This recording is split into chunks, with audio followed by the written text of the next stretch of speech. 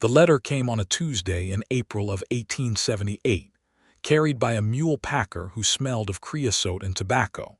And it was the letter that finally convinced Anna Atwood that her brother was not dead in some unmarked grave south of the Rio Grande, but alive, and held against his will in a silver mining camp near the town of Santa Rosa de Musquiz in the Mexican state of Coahuila. She read it 3 times standing in the doorway of the little frame house on the edge of Larkspur, Texas, while the mule packer waited on his tired animal and spat once into the dust before riding on. The letter was short, written in a hand she barely recognized as her brother's, shaky and cramped, as though the writer had been afraid of being caught with pen and paper at all. Anna, it is Thomas. I am at a hacienda they call de la Paloma, 3 days' ride south of the river past Musquiz. I owe a debt I did not make honest, and they will not let me leave until it is paid, and the debt grows faster than any man could pay it working with his hands. Do not tell anyone in town. Do not come. I mean it, Anna, do not come. There are men here who would as soon shoot a woman as look at her. I am alive. That is all I can promise you. Your brother, Thomas. She had folded the letter along its worn creases and pressed it flat against her chest, as though she could push the words into her heart and keep them safe there. And then she had gone inside and sat at the kitchen table where her mother used to roll out biscuit dough, and she had wept for the first time in 2 years. Everyone in Larkspur had called Thomas Atwood lost. Not dead, because there had been no body, no grave, no proof, but lost in the way that men spoke of a coin dropped down a well, gone somewhere beyond reach, beyond hope, a subject best not raised at supper. He had left in the fall of 1876, chasing rumors of silver and easy money in the mountains of northern Mexico, full of the same restless hunger that had taken their father west from Georgia 20 years before. And he had written twice in the first 6 months, and then nothing, nothing at all, until this letter arrived 18 months later like a hand reaching up out of dark water. Their mother had died of a fever the winter before Thomas left, and their father had followed her into the Larkspur cemetery not 4 months after that, worn down by grief and by the drought that had killed half his cattle, so that by the time Thomas rode south, there had been no one left to tell him not to go except Anna. And Anna had been 20 years old then and had not known how to make a grown man stay. Now she was 22, and she folded the letter into the tin box where she kept her mother's cameo brooch and her father's pocket watch, and she made up her mind before the sun went down that same day. She would go and get her brother herself. The women of Larkspur told her she was a fool. Mrs. Prout from the Mercantile said it plainly across the counter while weighing out coffee beans, that a woman alone on the border roads was asking for worse trouble than any brother was worth. And old Reverend Holly said something similar from the pulpit that Sunday without naming her directly, about the wages of pride and the dangers that lay beyond the river for those who tempted Providence. Anna sat in her pew with her spine straight and her jaw set and did not flinch, because she had already decided, and a woman who has already decided does not much care what is said to her afterward. She sold her mother's silver-plated tea service to the Prouts for travel money, and she sold the milk cow, and she took her father's old cavalry pistol down from above the mantel and cleaned it herself with oil and a rag, though she had fired it exactly twice in her life. She packed a canvas grip with 2 changes of clothes, a wide-brimmed hat against the sun, a good sharp knife, dried beef and cornmeal and coffee, and the tin box with the letter inside it. And on a gray morning at the end of April, she rode her horse Dolly the 60 miles down toward Eagle Pass, where the Rio Grande marked the last edge of everything familiar to her. She had never crossed a border in her life. She had never been farther from Larkspur than San Antonio, once, as a girl, to see her aunt married. But she had also never once in her life left a debt unpaid or a promise unkept, and she had promised her mother on her deathbed, without either of them ever saying so plainly, that she would look after Thomas, because Thomas had always been the dreaming one and Anna had always been the one who remembered where the dreams were supposed to lead. Eagle Pass in the spring of 1878 was a raw, sunburned town of adobe and clapboard strung along the north bank of the river, full of soldiers from the small garrison at Fort Duncan, cattle traders, freighters bound for the interior of Mexico, and men who did not care to say what their business was. Anna took a room above the mercantile store for 2 nights while she asked, carefully and repeatedly, after a guide who knew the country south of Musquiz and who could be trusted not to rob her blind or worse before she ever reached the river. Most men she asked either laughed at her outright or grew suddenly very interested in the contents of her canvas grip, and she learned quickly to keep the grip close and her answers short. It was the bartender at the one respectable saloon in town, a heavy-set man named Colfax who had known her father years before in a roundabout way, who finally pointed her toward the man she needed. "Isaac Sawyer," Colfax said, wiping down the bar with a rag that had seen better decades. "Rode with the Rangers a few years back, before they mustered him out. Knows the border country south of here better than the coyotes do. He is not for hire most days, mind you. Keeps to himself out at his place along Elm Creek. But he is honest, which is more than I can say for half the men who would take your money to guide you, and then leave you afoot in the Sierra with your throat cut." She found Isaac Sawyer the next morning at a small corral on the edge of town, working a young sorrel gelding on a lunge line with a patience that surprised her, given everything she had heard about hard men on the border. He was perhaps 28 or 29 years old, lean and sun-darkened, with a scar through one eyebrow that gave his face a faintly skeptical cast even when, as now, he was simply watching a horse move in a circle. He wore a plain gray shirt gone soft with washing, and a Colt on his hip in a worn holster, and he did not look up right away when she approached the fence. "Mr. Sawyer," she said, and he did look up then, and something in his gray eyes flickered with mild curiosity, nothing more. "Ma'am, my name is Anna Atwood. Mr. Colfax at the saloon told me you know the country south of the river better than most." "Colfax talks more than he ought," Isaac said, but not unkindly, and he looped the lunge line around one arm and walked the sorrel closer to the fence.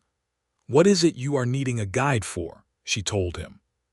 She had rehearsed it in her head a dozen times on the ride down from Larkspur, how she would explain it plainly and without excess emotion, so that no man would think her hysterical or foolish. But standing there in the morning sun with the smell of horse and dust in the air, she found the whole story spilling out of her almost against her will, the letter, the debt, the hacienda called de la Paloma, her brother's warning not to come, and her own certainty that she was going to go anyway whether anyone helped her or not. Isaac listened without interrupting, and when she finished he was quiet for a long moment, running one hand along the sorrel's neck. "You mean to ride into Coahuila alone if I say no," he said. It was not a question. "Yes.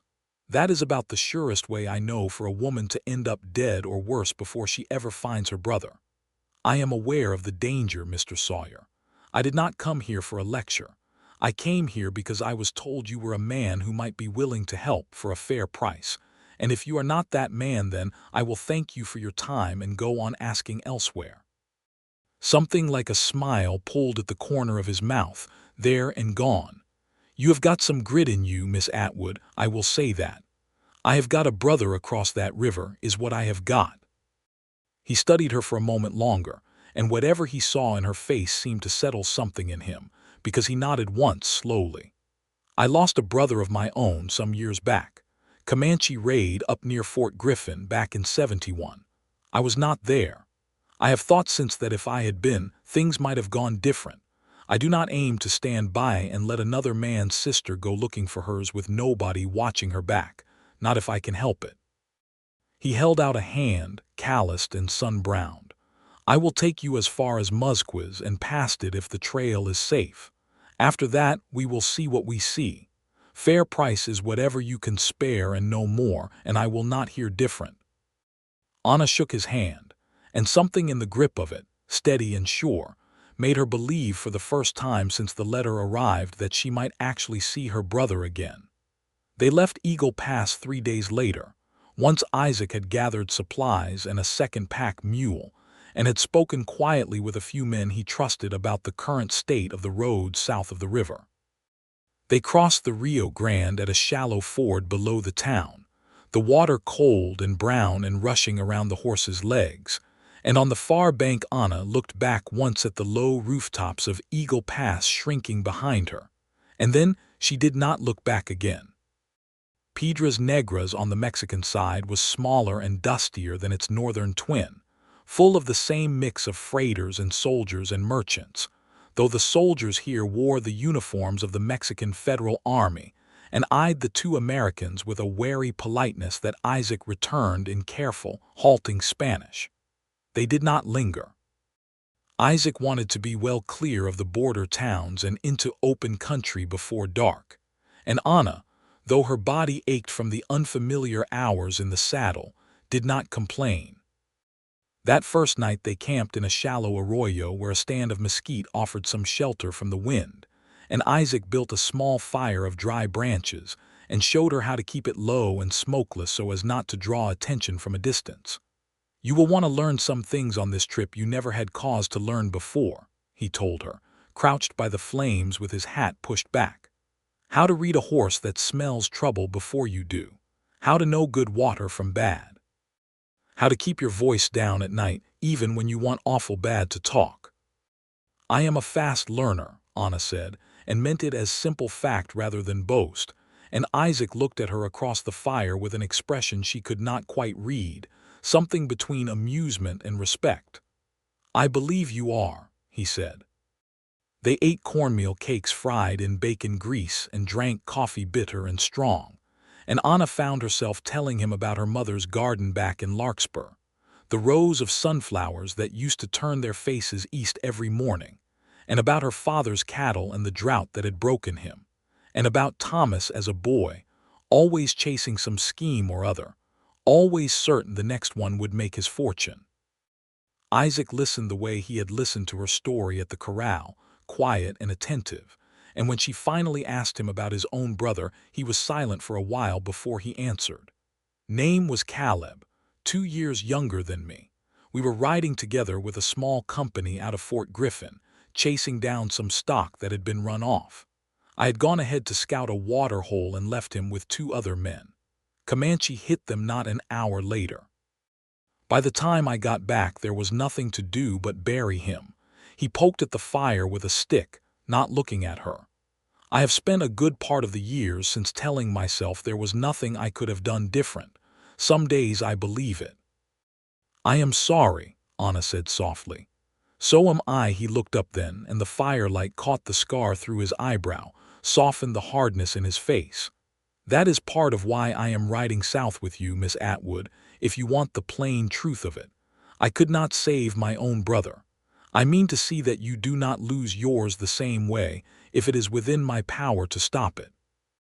Neither of them said anything else for a while after that, but something had shifted between them in the firelight, some understanding neither one was quite ready to name. The days that followed fell into a rhythm of heat and dust and endless riding, the country growing rougher and drier the farther south they went, mesquite and prickly pear giving way to stretches of bare rock and stunted ocotillo, the sky an enormous bleached blue overhead. Isaac taught her to watch for rattlesnakes sunning themselves on flat stones in the cooler hours of morning, and once he pulled her horse up short with a sharp word just as a diamondback coiled itself not 10 feet ahead, and Anna's heart had not stopped pounding for a full mile afterward while Isaac rode close beside her, quietly reassuring, one hand near his pistol, though he did not need to use it.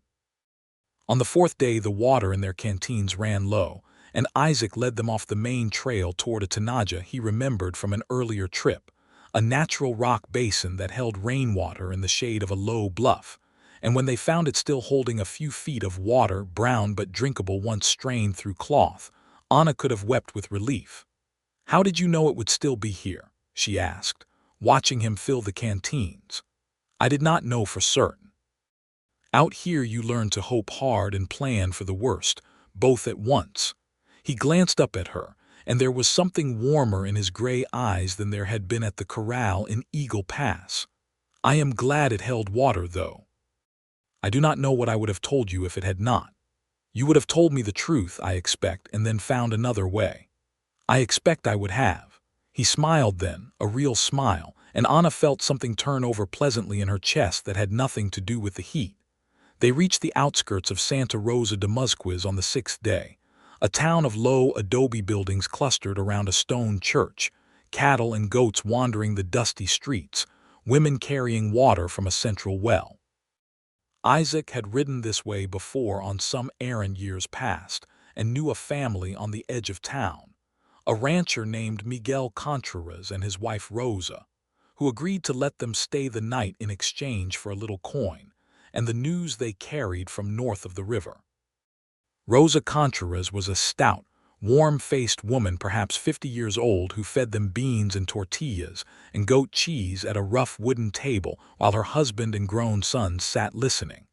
And when Anna explained, with Isaac translating the parts her poor Spanish could not manage, that she was looking for her brother at a hacienda called de la Paloma, the warmth in Rosa's face went cold and careful. "That is not a good place, señorita," Rosa said, and Isaac translated it low and even.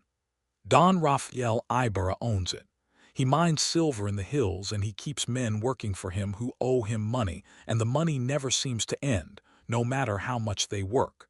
My own cousin went there 4 years ago to pay off a debt of 50 pesos. He is there still. The debt grows faster than a man can pay it, with the store prices he charges for food and tools, and the wages he pays are barely enough to keep a man from starving, let alone get free." "That is exactly what my brother wrote," Anna said, and her stomach turned cold at the confirmation. "He said the debt grows faster than any man could pay it." Miguel spoke up then, his voice low and angry, and Isaac translated as he went. "It is called debt peonage, though the government does little to stop it in these remote districts. A man is bound to a place not by chains but by paper, and paper can hold a man tighter than iron if there is no law willing to tear it up. Don Rafael has friends among the local officials. Nobody troubles him." Anna felt a slow burn of anger rising beneath the fear, the same anger she had felt reading her brother's letter, the sense of a wrong being done that no one with power seemed willing to right. "Then we will have to get him out ourselves," she said, and Isaac, translating, gave her words to Miguel and Rosa with a firmness that suggested he agreed entirely. "It will not be easy," Miguel warned. "The hacienda has guards, and Don Rafael does not take kindly to men who try to leave without paying what they owe. There have been some who tried and were beaten for it, or worse." "I did not come this far to turn back now," Anna said, and Rosa, watching her face, reached across the table and took her hand. "You have a brave heart, señorita. I will pray for you and for your brother and for this man who rides beside you." She glanced at Isaac with something knowing in her eyes that made Anna's cheeks warm unexpectedly. "God willing, you will bring your brother home." They stayed 2 nights at the Contreras ranch, while Isaac and Miguel's eldest son scouted the roads toward the hacienda. 3 more days' ride into rougher hill country, where the silver veins ran through gray rock and scrub oak. On the 2nd evening, sitting outside under a sky thick with stars, Anna found herself alone with Isaac for the first time in days, the others having gone in to sleep. "You have grown quiet since Rosa spoke of the debt peonage," Isaac said, settling beside her on the low stone wall that ringed the small courtyard. "I keep thinking of Thomas working himself half to death for a debt that was never fair to begin with and no one to stop it." She wrapped her arms around her knees. "It does not seem right that a man's whole life can be taken from him by a piece of paper and a rich man's greed, and the law does nothing." "It is not right," Isaac agreed. "I have seen enough of this country, on both sides of that river, to know the law does not always reach the men who need it most, especially not the poor, and especially not out here where the nearest judge might be 200 miles off and beholden to whoever pays him best. It does not mean a man should stop trying to set things right where he can. It only means he cannot always wait on the law to do it for him. Anna looked at him in the starlight, at the steady line of his jaw, the quiet certainty in his voice, and felt something warm and unfamiliar settle into her chest, something that had been growing since the fire that first night in the arroyo. "Why did you really agree to help me, Mr. Sawyer? A stranger, asking a favor no sensible man would grant." He was quiet for a moment, and when he spoke his voice was lower than before. "I told you about my brother, that first night. I have carried that a long time, the notion that I might have saved him if I had only been where I was needed instead of off chasing water. When you stood at that fence in Eagle Pass and told me your story, I thought, here is a chance to be where I am needed for once before it is too late instead of after." He paused. "That was the whole of it at first. It is not the whole of it now." "What is the whole of it now?"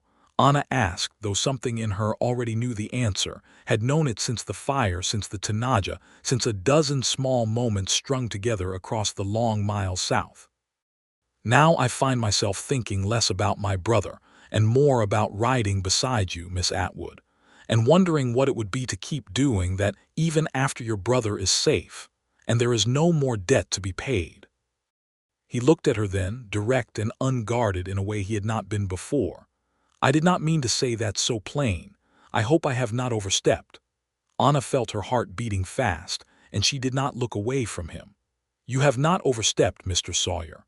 I have been wondering something of the same, if I am honest, though I did not think it fitting to say so while my brother is still a prisoner and my mind ought to be only on him."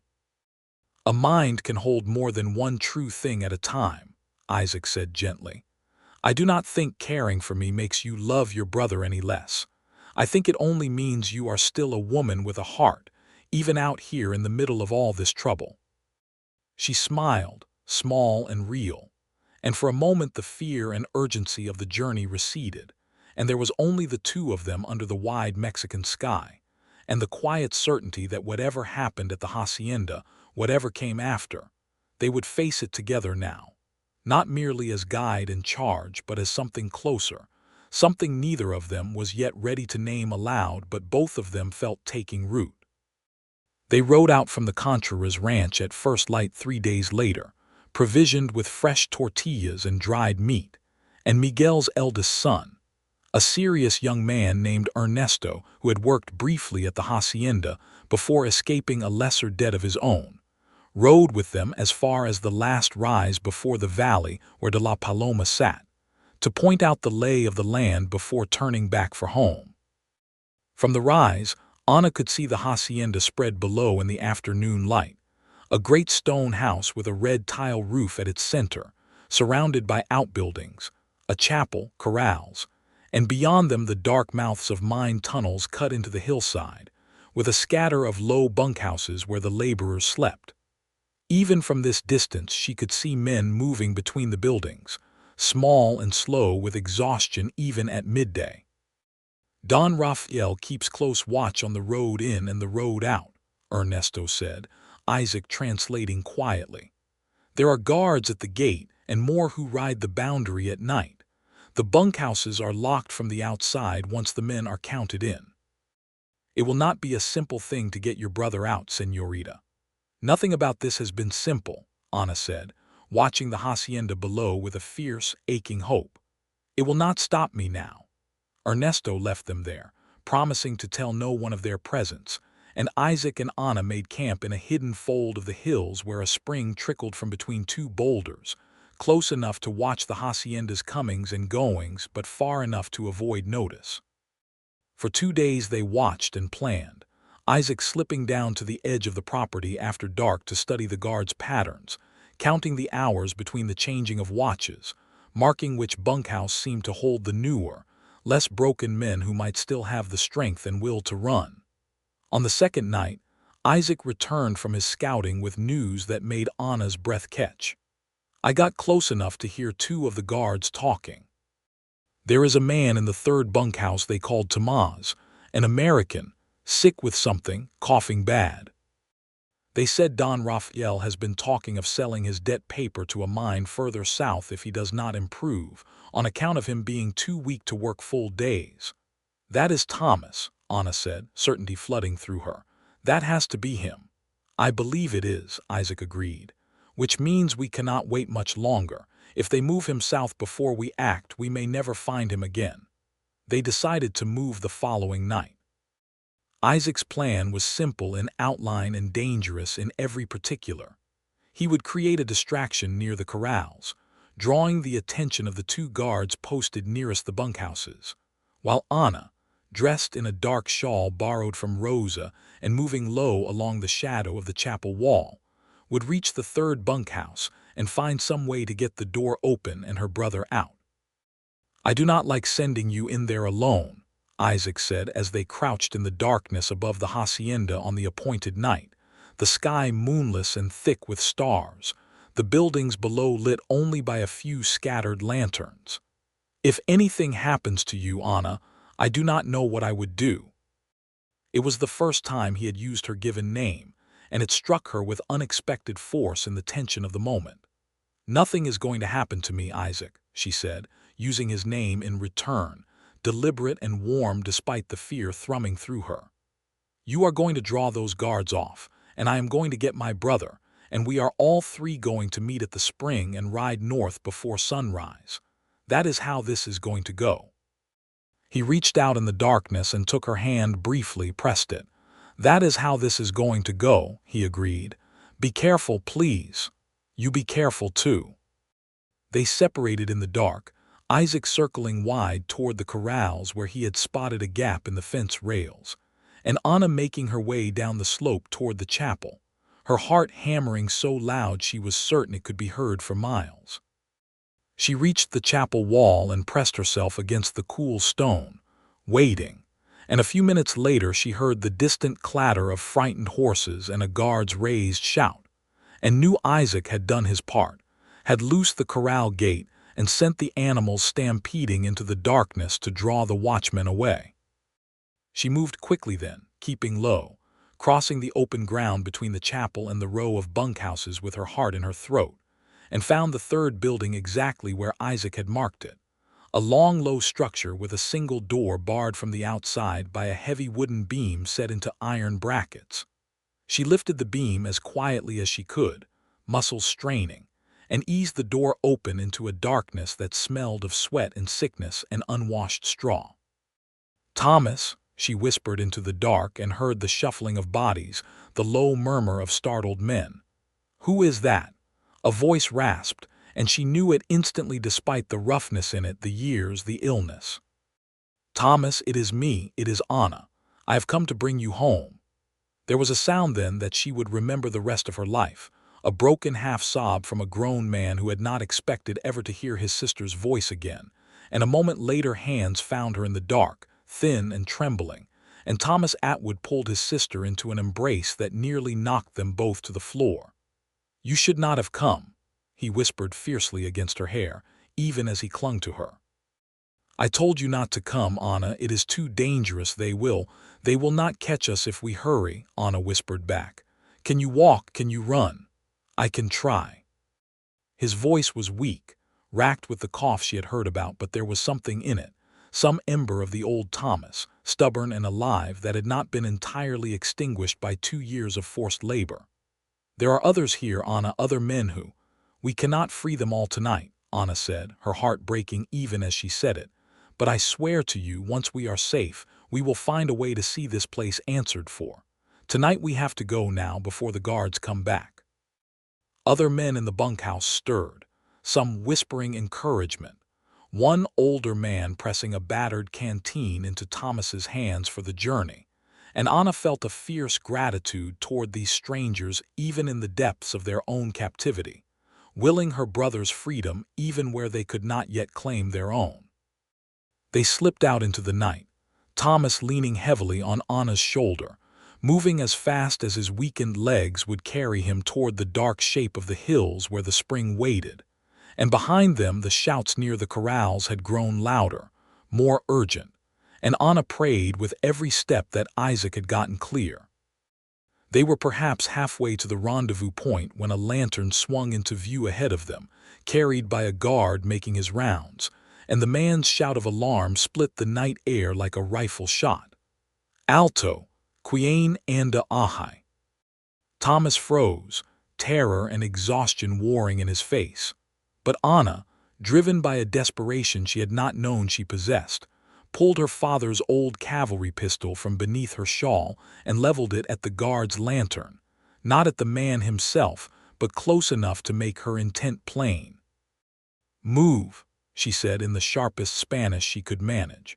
A single word Isaac had taught her for exactly this kind of moment, and whether it was the pistol or the wild fierceness in her voice, the guard hesitated just long enough for them to duck sideways into a stand of scrub oak and out of the lantern's light.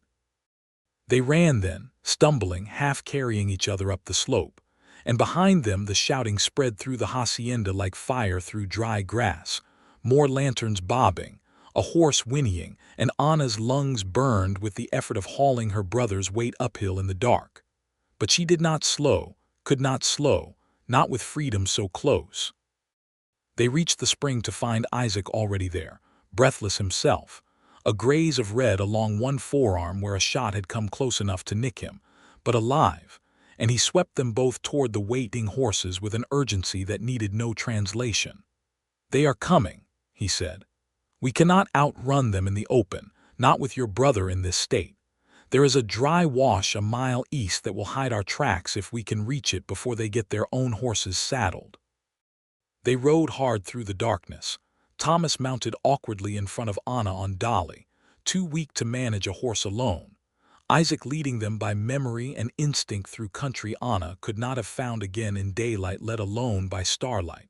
And behind them, growing fainter but never quite disappearing, the sounds of pursuit, shouted orders, the distant crack of a rifle fired more in warning than aim. They reached the dry wash as the first gray edge of dawn touched the eastern sky, and Isaac led them along its winding bed for nearly 2 miles, the loose gravel and stone swallowing their tracks, before finally climbing out onto a mesa where they could look back and see, far in the distance, a knot of riders searching the wrong stretch of country entirely, having lost the trail in the maze of washes and ridges behind them. "We are not clear yet," Isaac warned, watching the distant riders with narrowed eyes. "They may send word ahead to watch the river crossings. We will need to find a way across that is not the road." They rode through that entire day and into the next night, stopping only to water the horses and let Thomas rest, his cough worsening with the strain, his face gray with fever by the second afternoon, and Anna's fear for him grew with every mile, even as her relief at having found him at all warred against it. Isaac pushed them hard but not recklessly, always watching their back trail, always choosing the harder path if it meant staying hidden, until at last, on the evening of the second day after the escape, they reached a stretch of the Rio Grande far from any established crossing, where the river ran wide and shallow over a gravel bed. A storm was building in the west as they approached, dark clouds stacking up against the mountains, distant lightning flickering silent and blue, and Isaac studied the water and the sky with a grim expression. "We ought to cross now, before that storm reaches the river and raises the water. It will only get harder from here." They crossed as the first fat drops of rain began to fall, the horses picking their way carefully across the gravel bed, water rising to their bellies at the deepest point, Thomas clinging weakly to the saddle in front of Anna while she held him steady with one arm and the reins with the other, and Isaac rode close beside them the whole way, one hand ready to grab the bridle if the current took hold. Lightning cracked overhead just as they reached the far bank, illuminating the whole scene in stark white light. 3 riders and 2 exhausted horses climbing up out of the river onto Texas soil, and Anna felt a sob of pure relief tear loose from her chest. "We are home," she said, half laughing, half weeping, the rain soaking through her clothes and her hair, and Isaac reached over and gripped her shoulder, his own face breaking into an exhausted, joyful grin. "We are home," he agreed. "Now let us get your brother somewhere dry before that fever gets any worse." They found shelter that night in an abandoned line shack a few miles north of the river, dry inside despite the storm raging outside, and Isaac built a small fire while Anna stripped off Thomas's wet clothes and wrapped him in every blanket they carried, his teeth chattering, his breath rattling wetly in his chest. "He needs a doctor," Isaac said quietly, watching Thomas's fitful sleep from across the fire. "There is a doctor in Eagle Pass, old fellow named Whitfield, decent hands. We can reach the town by tomorrow evening if the weather breaks and your brother can bear the ride." "He will bear it," Anna said fiercely. "He has come this far."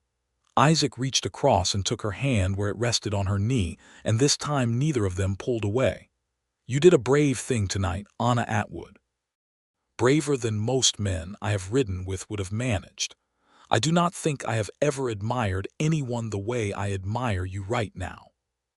"I could not have done any of it without you," she said, her voice thick with exhaustion and feeling both. "You did not have to help me.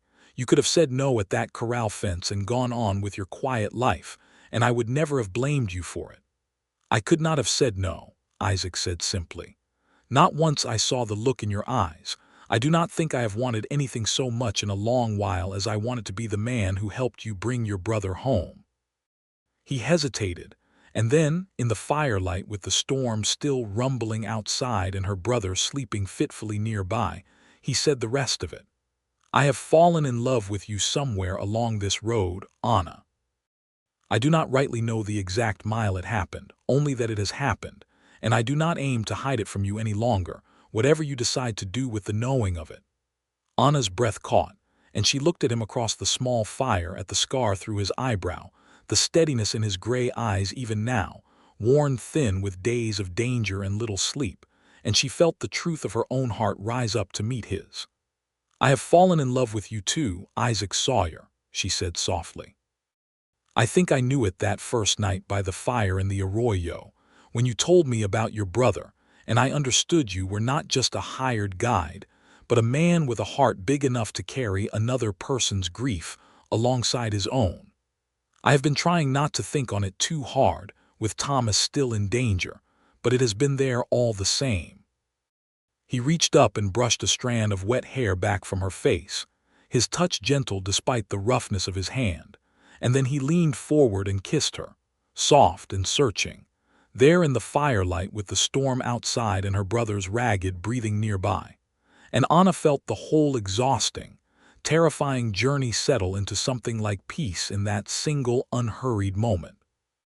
They reached Eagle Pass the following evening, Thomas fevered but breathing easier, and Dr. Whitfield examined him by lamplight and pronounced it a bad lung congestion brought on by exhaustion and poor food. Serious but not beyond mending with rest and proper care. Anna sat by her brother's bedside in a rented room above the mercantile for 4 days while he slept and woke and slept again, color slowly returning to his face. And Isaac came by morning and evening both, sometimes just to sit with her a while, sometimes to bring food or news from town, and each visit deepened something between them that neither tried any longer to deny. On the 5th day, Thomas woke clear-eyed and steady enough to sit up and take real food, and he looked between his sister and the quiet cowboy who had clearly not left her side in days, and a knowing, grateful smile spread across his thin face. "I take it I owe this man more than my life," he said to Anna, nodding toward Isaac, who stood a little awkwardly near the window. "You owe him a great deal," Anna said, "though I expect he would tell you the debt runs the other direction, given how much I paid him." "I would tell you no such thing," Isaac said, coming to sit on the edge of the bed. "Whatever coin passed between us, Mr. Atwood, I did not ride south for the money by the end of it. I rode because your sister asked me to, and because somewhere along that road I came to love her, and I mean to ask her properly to marry me just as soon as you are strong enough to stand up beside her at the wedding." Thomas laughed, a weak but genuine laugh, the first Anna had heard from him in 2 years. "Well then, Mr. Sawyer, you had best let me rest up quick, because I do not intend to miss that." Anna felt her face flush warm with happiness even amid the lingering exhaustion of the whole ordeal, and she reached for Isaac's hand, and he held it tight, and for the first time since the letter had arrived in Larkspur, she felt entirely, unreservedly happy. They stayed in Eagle Pass another 2 weeks while Thomas regained his strength. And in that time, Anna and Isaac spoke long and often about what a future together might look like. Isaac owned a modest spread along Elm Creek, not grand but sound, with good grazing and a sturdy little house he had built himself over the past several years, and he told her plainly that he did not offer riches, only steady work, a fair partnership, and a heart that had already decided it belonged to her. "I do not need riches," Anna told him one evening as they sat together on the porch of the boarding house, watching the sun sink over the river. "I have seen what riches did to the men at that hacienda, and to the man who owned it. I would rather have a small house and a good man beside me than all the silver in Coahuila." "Then you have got the small house and the good man already," Isaac said, and kissed her there on the porch in the fading light, and neither of them cared who in town might see.